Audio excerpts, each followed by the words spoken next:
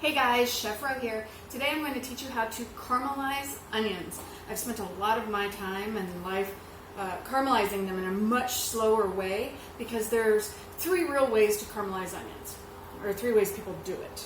Okay, you can cheat and just cook them on a medium or a high heat until they're softened and then add some sugar.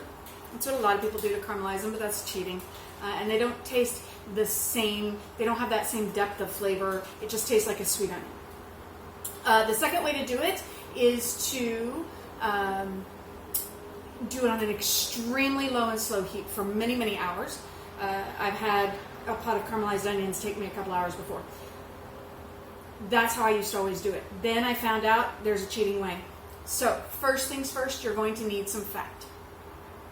In my pot here, I have butter. Butter's my personal favorite, but you can use oil of any kind if you'd like as well.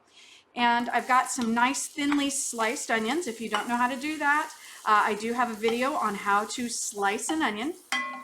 Okay. Now, I only needed just enough fat to kind of coat the onions. You don't want it too fatty or else you're going to have a lot of grease here. Okay, so you can see it's on a pretty high heat. I've got a big Dutch oven because I'm going to be making soup out of this later, but you do want to try and get it as flat as possible. So if you can do it in a single layer, you're going to have a much better rate of success here. Okay, now there's two things that we need to do to get these onions to caramelize.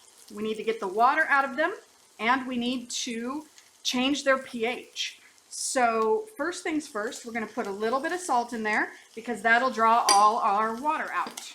Okay, so we're going to give that a little bit of a stir. You can hear this is going at a pretty high temperature, and most people get really concerned when doing caramelized onions because the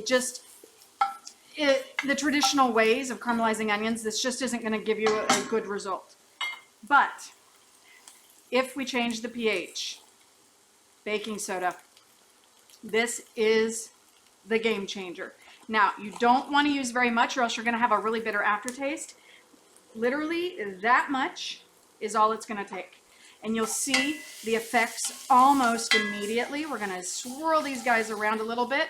Now, you don't want to stir too much. Stirring is not cooking, because the more you stir, the more you're going to release the heat out of the pot instead of letting it stay in the pan to do its job, right? That's why stirring is not cooking.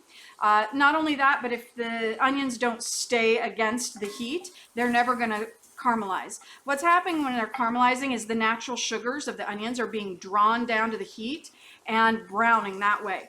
Okay, you can see how quickly these have started to soften. Okay, now another sneaky trick when you're caramelizing onions is, do you see how I'm starting to get some brown bits on the pan? I would rather my onions taste good than my pan. So what we're going to do is, I always have a little cup of water or something handy, and you're going to just take a little bit.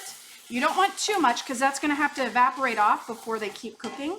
But if you notice, if you pour it right on the brown spots and kind of give it a little scrape with your spoon, whoop, be careful of flying onions. That will put the brown caramelized flavor on the onions, not on the pan. Okay, so I'm going to give this just a couple minutes. You do want to stir it occasionally so they don't burn, but you don't want to stir it constantly. So you can see it's cooking, it's doing its thing. I'm going to give it a couple minutes and I'll be right back. Okay, so normally to get to the stage I'm at it, caramelized onion at the really, really low temperatures, you're looking at about 45 minutes. It's taken about 10, maybe 15. Okay, so in here in my pot, you can see I've got them nice and brown. Now, you'll sit there and go, wait, where'd they all go? Onions actually contain quite a bit of water. And so, remember, that's one of the ways that we had to get it to work, is that we had to take the water out. So I'm going to give it one last swoosh with this, and you can see how beautiful and brown and lovely these onions are. Sweet as candy, even though they're not Vidalias. They're just a good old brown onion. Great on top of pizza as the basis for soup. This is the basis of French onion soup. But this cheating way with the baking soda, just make sure you don't do it more than just the tiniest pinch, because if you do, you will taste it in your food. But that is how we caramelize onions, in my opinion, the most efficient way possible. And this does take a little bit of time, but caramelized onions also freeze really beautifully. So, because once you've pulled all that water out, they don't explode the cell structure in the freezer, which is what a lot of vegetables have a problem with in the freezer, is the water turns to ice and it explodes the cell structure and makes them soggy. If you caramelize them first, they don't have that problem, so they'll stay the same texture. So now we have caramelized onions in a much faster way. I hope you enjoy.